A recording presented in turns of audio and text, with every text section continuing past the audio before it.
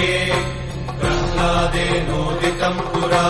सर्वरक्षाकरम् पुण्यम् सर्वोपद्रवनाशनम् स्वाहा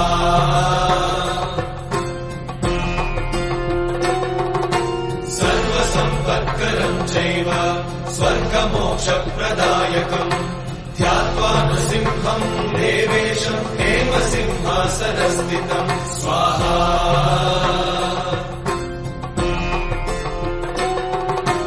विवृत्तास्यम् त्रिनयनम् शरदिन्दुसमप्रभम् लक्ष्म्यालिङ्गितवामाङ्गम् विभूतिनिरुपाश्रितम् स्वाहा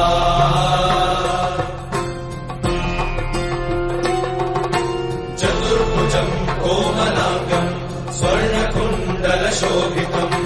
श्रिया सुशोभितोरस्कम् रत्नकेयूरमुद्रितम् स्वाहा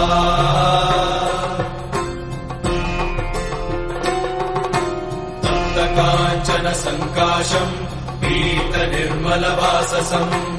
इन्द्रादिसुरमौलिष्टस्फुरन्माणिक्यदीप्तिभिः स्वाहा